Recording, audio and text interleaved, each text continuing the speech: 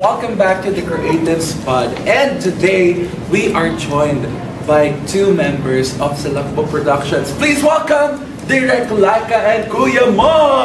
Palakpakan naman natin sila. Can you introduce yourself, Direk and actor? Hi, my name is Laika Shane Palalan and I'm the director of Silakbo Productions. Hello po, I'm Mark Daniel Siontar. Sorry. I'm Mark Daniel Antar and I am the actor of Silakbo Productions. Yes, Silakbo Productions. Alam niyo po, when I heard the Silakbo Productions, it felt really Filipino. Parang super deep ng meaning ng Silakbo Productions. But before that, huhulaan ko kayo with the trios. So I have the trios. Hinulaan ko rin yung last two productions sa in-interview ko.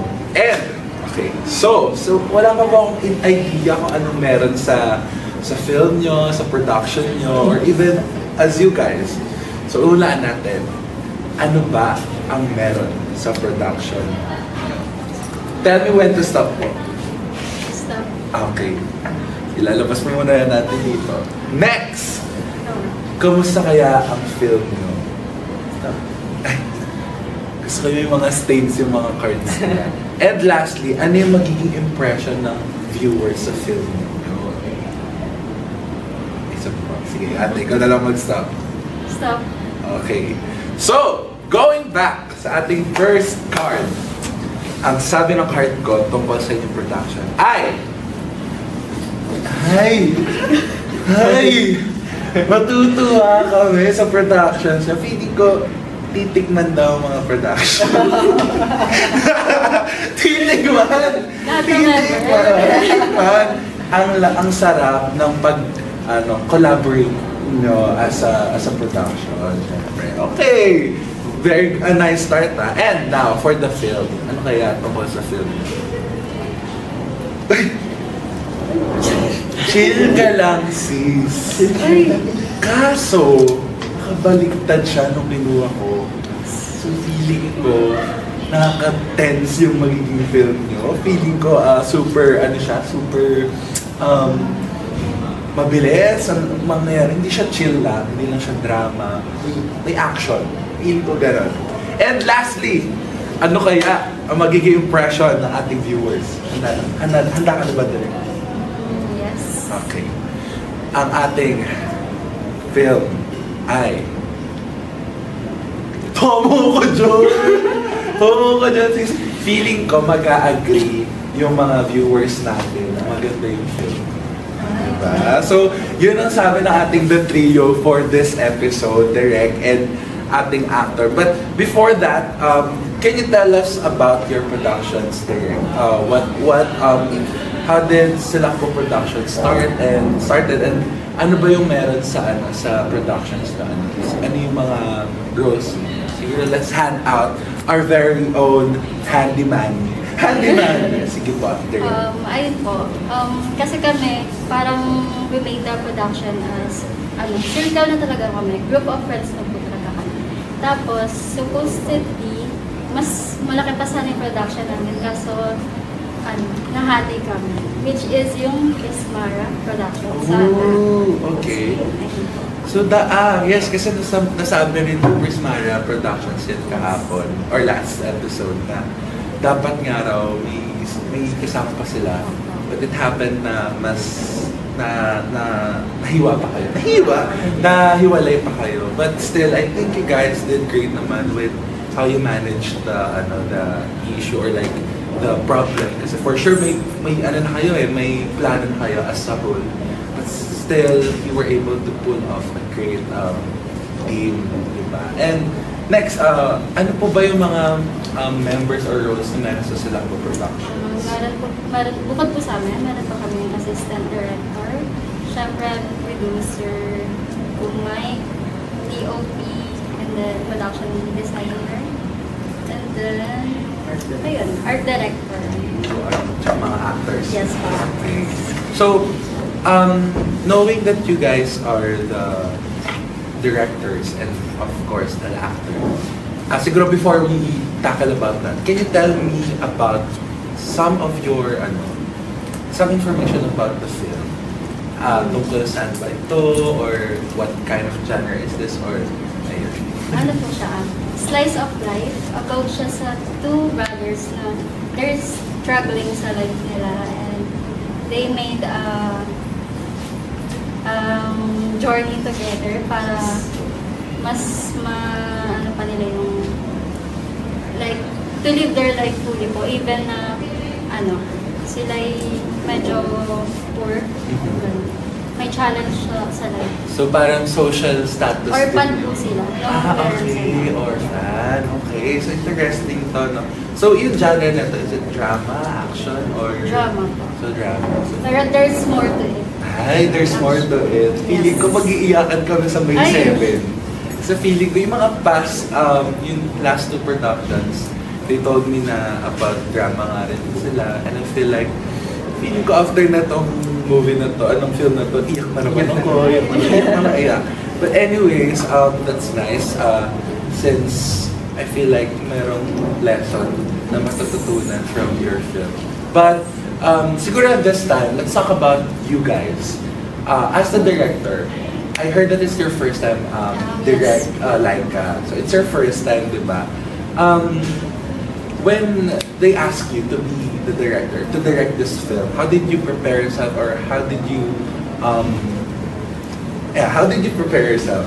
Ano parang I took it lang as a challenge. Also, parang gusto ko lang din lumabas sa comfort zone ko, and parang itas yung sarili ko kung hanggang saan ba. Okay. So it's more of like stepping out of your comfort Yes. zone talaga. And of course, I say Sa experience lang po. okay. So, of course, every first times natin sa buhay, merong mga challenges. May mga hindi tayo sure na kaya ba natin lampasan to or what. How did you manage that? Yung mga stress, yung challenges, or yung pressure itself? Ano po, parang most of the time, kinokompose ko lang yung sarili ko. Also, syempre you need to trust your team. It's sa communication and leadership talaga. That's true, no? Kasi communication is key talaga. And just like what Sir Lodi said sa ating pilot episode, yung collaboration, trust, and respect sa iba't ibang panig sa iba't ibang production members. Ayan. Now, let's talk about you, Kuya Mark. As your first time actor, tama ba? Yes. May feeling ko kasi feeling ko hindi ka first time actor. Feeling ko may experience ka sa acting. Role plays. Yes. Okay. Pero in front of the camera, first time. Yes. Okay. So since first time mo, what made you say yes to acting? Actually po, actually ako po talaga yung DOP dapat ng production namin. And like nakasap na yung mind ko doon. Yun na yung gagawin ko. And then we think about it a while ago, or mga long time, na kailangan namin ng or since may kulang din sa ating sa fan.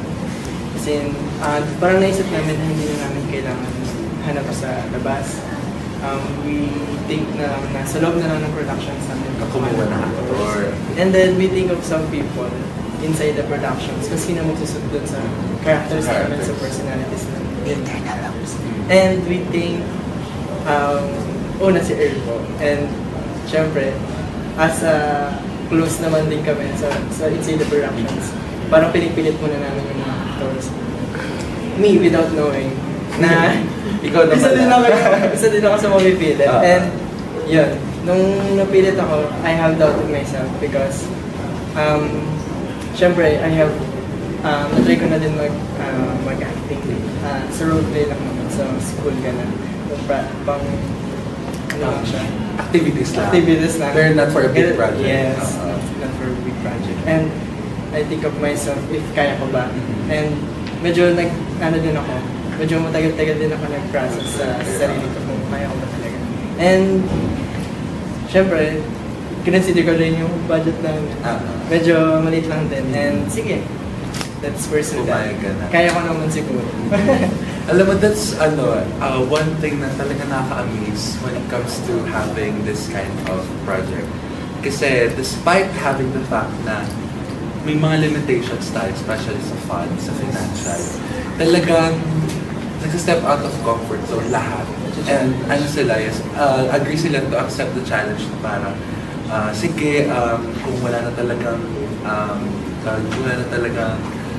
other ways to do this, i-accept ko na yan. And I think,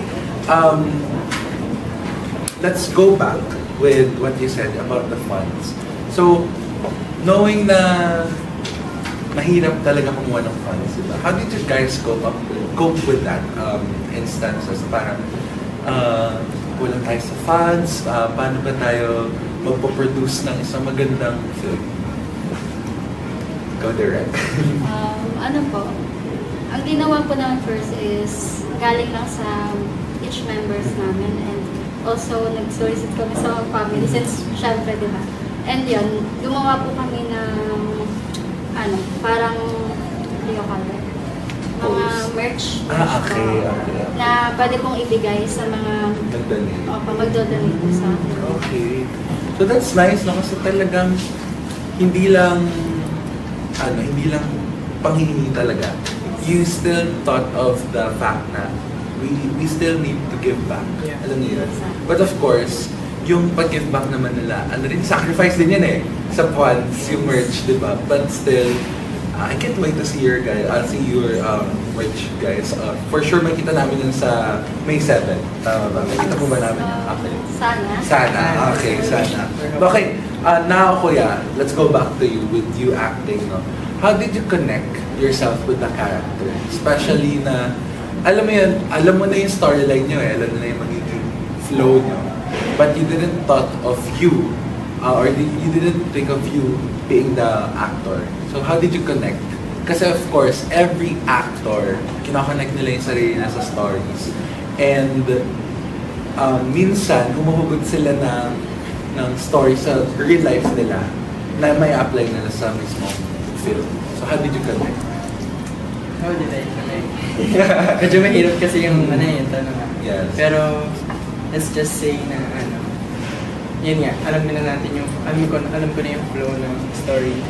And syempre, knowing the story din, parang nakikilala ko na din dahil unti-unti yung mga characters namin sa film. And ayun, since ako yung bunso dun sa family namin, medyo nag-struggle ako dun sa character ko, which is panganay, si Kuya Ton. Okay. Ayan. And parang may conflict lang din dun sa sa situation ko. Like, my personality kasi is very upbeat, very dependent, ganun. Tapos, ayun, parang nagka-conflict lang kasi yung characteristic, yung personality ni Kuya Ton is very, mature, very, independent. Yes. Parang kailangan niyang supportan talaga yung kapatid niya. And knowing the fact na I have ate naman. And parang siguro that connects me. Parang I think of that na ganito pala yung perspective yes. natin. Paano kaya kung ako yung ate ko na parang kailangan i-sustain yung mga pangangailangan natin. And parang kinuha ko yung perspective na yun para to become a Ton. Para maging Ton din sa film. So malaki adjustment siya for you. Kasi as a bunso, growing up, alam mo yun, nasanay ka na talaga as bunso. Tapos bigyan ka ng character ni direct na, okay, Mark ko ang magiging pangalan. It's a big adjustment. And feeling ko naman na pull off mo ng ayos yun sa film yun, di ba? But ayun, since you said nga na may mga adjustments, was there a time na you felt nervous before or during, after the shoot? Ganun. Ayun yan. So, speaking of nervous, yes, nagkakaroon po talaga tayo ng nervous sa film natin, especially kapag nasa actual. And before kasi na, parang chill lang ako. I mean, kasi DOP eh. DOP yung naisip mo eh. Kasi kasi pag sa DOP kasi parang pag ginawa mo siya parang andali lang. Kasi you visualize it, you imagine everything. And different pala pag sa actor, you're executed. Kasi nasa sa'yo talaga. Yes. Sa camera naman kasi, ano yun eh, parang kailangan mo lang siyang kailangan ipakita dun sa mismo camera mismo. And sa characters naman, parang wow.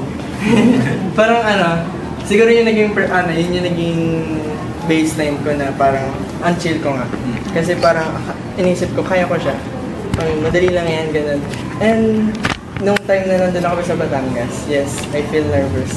I feel na excited at the same time na this is my first time and yes, makakapag-acting ako. And yun nga, while thinking of that, habang tumatagal, umuulit, then I'm thinking of myself, parang nag-hold back ako. Kaya ko po ba ito? Parang gano'n. Yung mga doubts pa rin yes, talaga. So parang, siguro nandito na ako, gawin na natin ito, ituloy na natin ito. Kaya naman. Okay. So that's nice, no? And, ano ko lang Batangas. Yes. Wow! Batangas! So, pumunta pa talaga kayo ng Batangas. San Juan. Perfect for that film. So, feeling ko puro greenery, province type talaga. Okay. So, nakaka-excite naman kasi alam mo yun, orphan, kids sila, tapos dependent or independent sila pareho. Tapos, province type pa nila. So, feeling ko yung film na to, it will bring us back home talaga. It's very, homey lang yung vibes na to. But of course, it's still a drama. Feeling ko makaka-add ng effect or ng impact yung place sa pinag-shootingan. Grabe with the small amount of funds daw, nakapag-Batangas pa sila, di ba? But anyways, lahat naman ng problema na nalampasan, di ba? With enough So, okay, now, let's talk about you guys. Siguro as a production na lang din. If you guys could go back to the first day of you being the director or being the actor, a piece of advice you would give to yourself? Sana po, hindi namin masyadong in-underestimate yung filming. Kasi parang nung first day, parang easy pa lang talaga kami. Diba, syempre po, first time, parang hindi niyo po alam na may mga unexpected na may lapses talaga diba, during the film. Parang kailangan, may experience po kami na parang within the day, parang siguro morning hanggang afternoon lang kami. Tapos lahat ng scene, shoot na namin dun sa house na yun kasi kailangan na namin umalis. Kaya yun po, parang everything was rushed. So, may alternations na nangyari sa film namin. Pero hopefully, mas ma-deliver pa rin namin siya ng maayos Editing, okay. How about you, Kuya? As your first day mo as an actor, ano yung mabibigay mo advice sa kanya ngayon? Sa sarili ko? Siguro, same lang kasi yun nga, medyo naging chill nga lang ako. Parang underestimate nga namin yung film. And, yun, parang we need to focus more na lang siguro. Kasi since we experience na how we do films, siguro, ayun, we apply it to our next project. Sana mas prepared na. Yes. Okay. So, at least you guys learn from this problem. And lastly siguro, since first time nyo nga, now that you've done it, would you do it again? Next time? Siyempre naman, parang bukod naman sa stress and pressure, meron pa rin bonds with your, parang masaya pa rin yung experience during the film. Hindi naman siya about sa competition na something like that. Parang lang talaga, just to enjoy or gusto lang talaga create namin memories with each other. Yes, ikaw pa Yun naman yung important. Yes. Ako naman, yes din. Yes. Yes. din. So fourth year, magiging actor ulit to si Kuya. Mga sa ibang films ng other students. So anyways, go. Sige. Kasi medyo shy pa talaga ako mag-acting. Siguro maybe if medyo nagkaroon pa ng time sa sarili ko, maybe I can develop it, yung pagiging acting. And yes, of course, if I given a chance to be an actor again, I will naman. I will accept it with all my heart. Wow, with all my heart. O, diba, at least, ready pa rin po kayo to take risks again. And of course, may mga lessons po kayo na learn. Yes po. Tsaka, hindi nga naman nag-iisa sa team na yan. You have your friends. Your families support you guys. And of course, the production itself. Yes. So, ayan. Thank you so much, Silakbo Productions, for giving us the opportunity to interview guys. And of course, ibabalik natin ito. Pero hindi siya trio. Ano na siya? Solo na siya. Ito, ngayon, ang sasagutin nito, now that we've heard, di ba? Ano kaya ang magiging outcome ng film nyo? Will it be good or bad or what? Tingnan natin. Ang sagot ng ating solo ay papunta pa lang tayo sa exciting part! So for sure, meron pa kayong future projects, guys. So, ayun, once again, thank you so much Silakbo Productions, Direct Laika, and the actor, Kuya Mark. And I really hope you guys the best. And I really wish you guys the best. And we can't wait to see you guys on May 7 with your whole production. And baka may gusto kayong sabihin sa ating creatives about your film. Ikaw, Mark. Do you want? Thank you po. Abangan niyo po sila, Ton and Pao. Also, good luck. Good luck sa panonood. Yes, ayun. So, again, thank you so much, Silakbo Productions. We appreciate your effort on joining us today. And again, creatives, let's see each other. Sorry, dito pala ako. Let's see each other on May 7. And that's it. Thank you so much. This has been the Creatives Pod and cut. All right.